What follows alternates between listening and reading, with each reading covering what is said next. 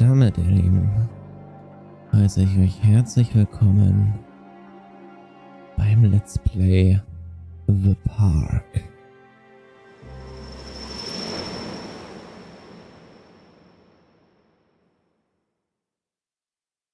The Park ist ein erzählerisches Erlebnis, das am besten in einem dunklen Raum mit Kopfhörern gespielt werden sollte. Die Thematik könnte auf einige Spieler allerdings verstörend wirken. Während des Spiels könnte sich The Park auf die Grafik, Sound und Controller-Einstellungen auswirken und auf ihren Verstand.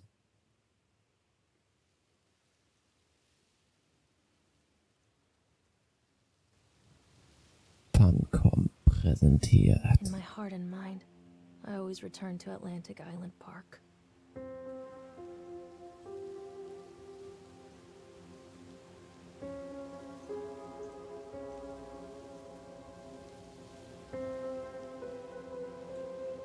Where's Mr. Bear?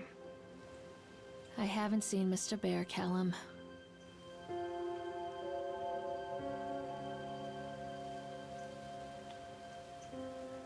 Stay in the car. We'll go and ask information.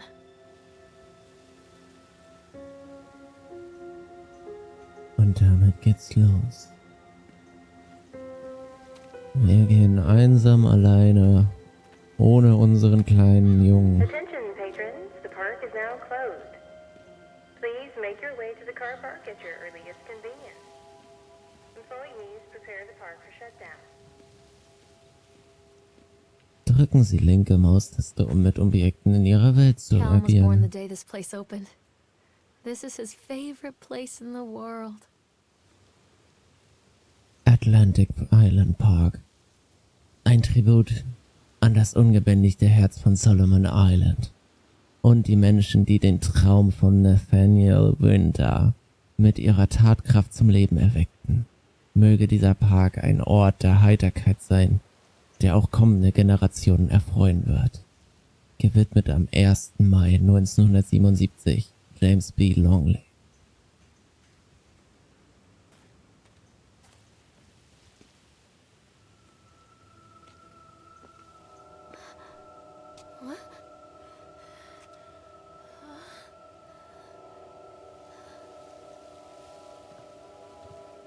Hey, Lorraine. Lorraine. Don't blame yourself, Lorraine. People lose things all the time. Take a deep breath and think about the last place you saw your son's teddy bear. Hey, stop! I think your das war boy unser just ran Junge. into the park. I'll unlock the gates for you.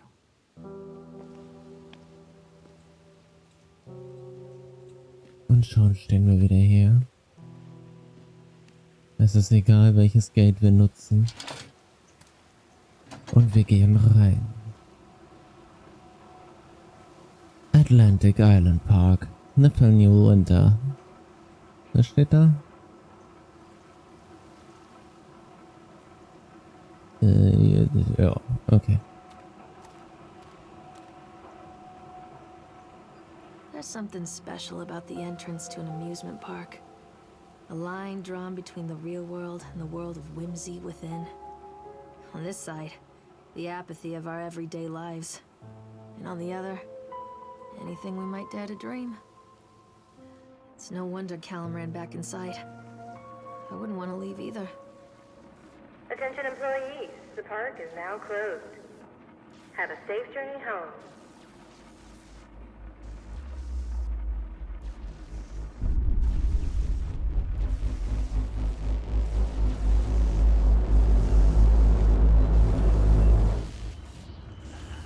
Und auf einmal wurde es Nacht.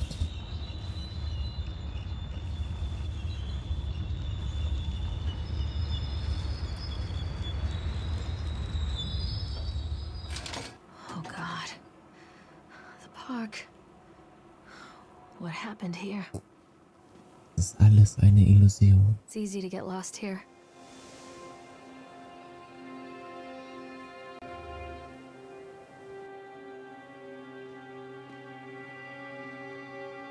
Und dann schauen wir einmal, wo uns das ganze Spiel hintreibt.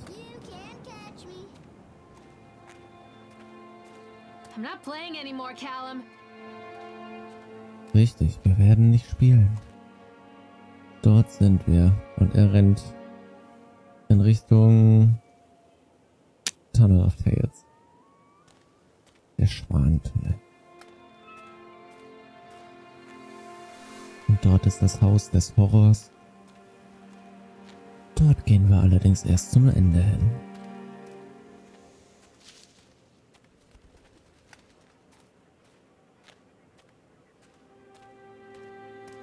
Und wir machen heute mal einen ganz ruhigen und ganz entspannten, um die Atmosphäre des Spiels aufrechtzuerhalten. Was passiert hier? Was werden wir erleben? Was wird der Mama von Callum widerfahren? Alles das und viel mehr werdet ihr herausfinden, wenn ihr dran bleibt. Ein paar schöne Pflänzchen und Gräser am Seitenrand. Große Steine, Bäume und nicht zu vergessen die Laternen. Und ein Schuh mitten auf dem Weg. I think this belongs to Callum. Callum hat seinen Schuh verloren.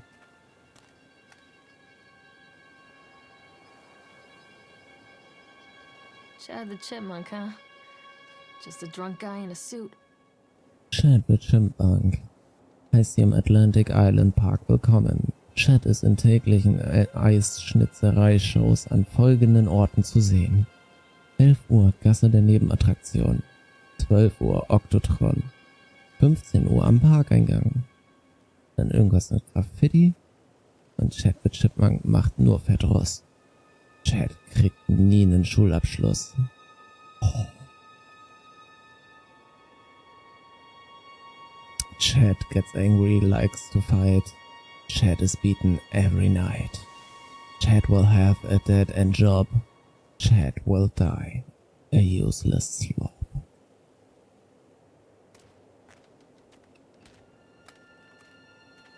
Hier sind die Restrooms. Aber wir können dort nicht reingehen. Also gehen wir weiter. Diesem langen, endlosen Weg des Todes.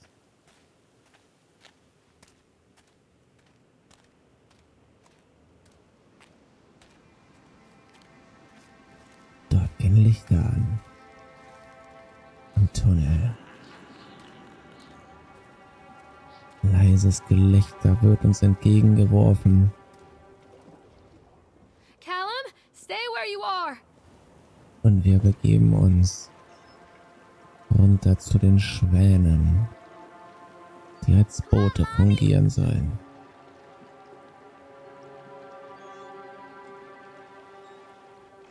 Und Callum ist bereits vorausgefahren und wir folgen ihm auf Schritt und Tritt mit Schwanfahren.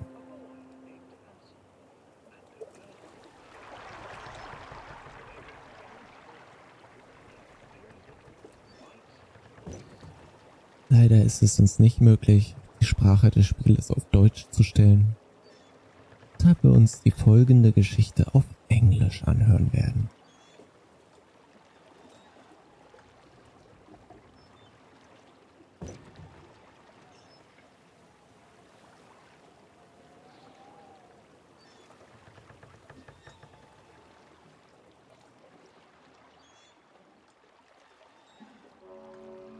Near a great forest, there lived a poor woodcutter, his wife and his 2 children. A boy named Hansel and a girl named Gretel. They were very poor and had very little to bite or sup.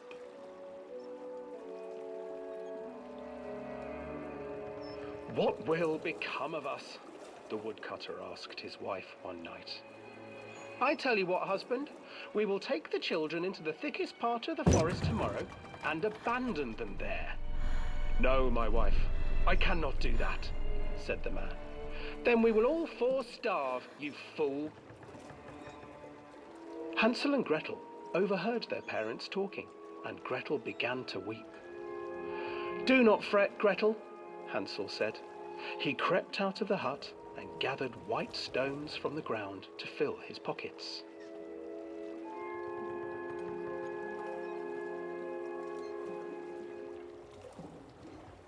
The next morning, the woodcutter leads the children into the forest.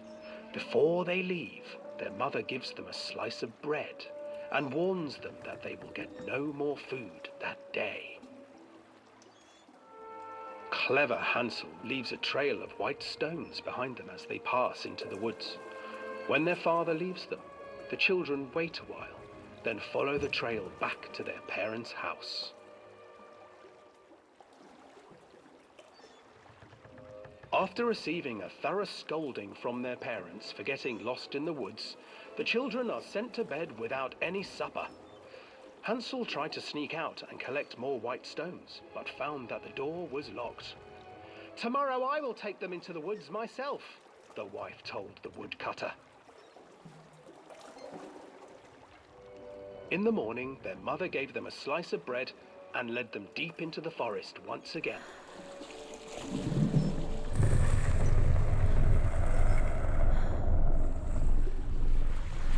Hansel broke his bread into pieces and left a trail of breadcrumbs to lead them safely home. But hungry-eyed birds snatched up the breadcrumbs and his trail was destroyed. Abandoned by their parents and unable to find the trail home, the children wandered in the forest for 3 days.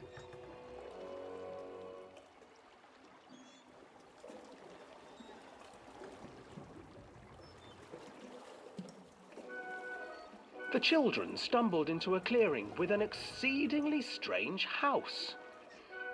Its walls were made of gingerbread, and its windows were panes of clear sugar. Hansel, desperately hungry, ran forward and began to nibble on the walls.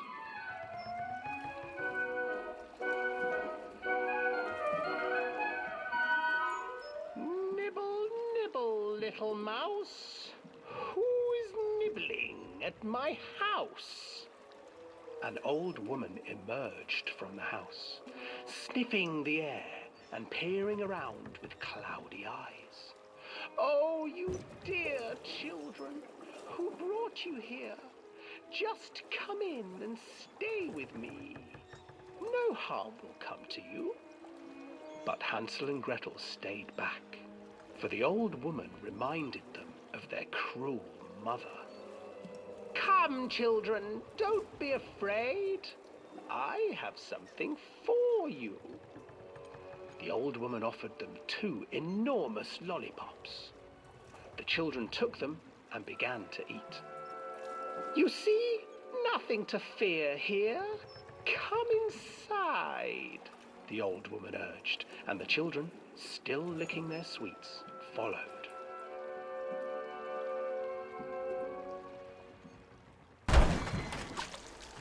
Once inside the house, the old woman changed. She stuffed Hansel into a cage and put Gretel to work, sweeping and cleaning her hut. "Your brother will make a good mouthful," the old witch told Gretel.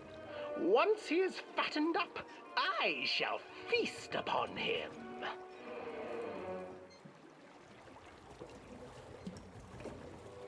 Time passed, and poor Hansel refused to eat, fearing the day that the witch would eat him.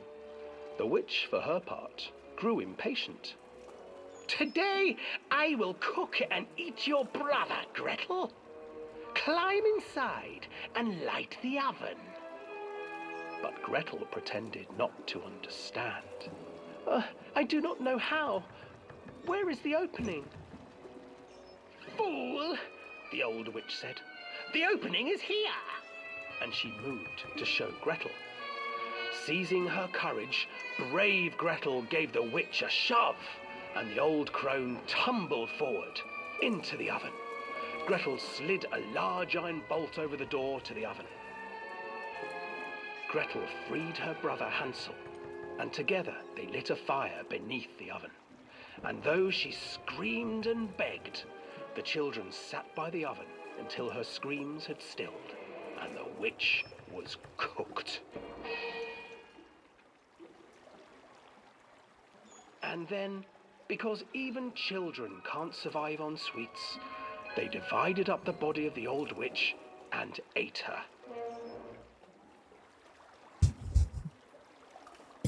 Nettes Ende. Nettes Ende.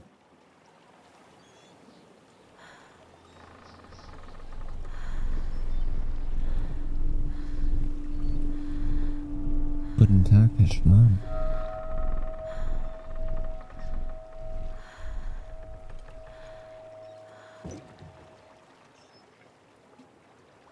Ja, das war die Geschichte von Hänsel und Gretel. Nur ein wenig umgeformt. Ein wenig verändert.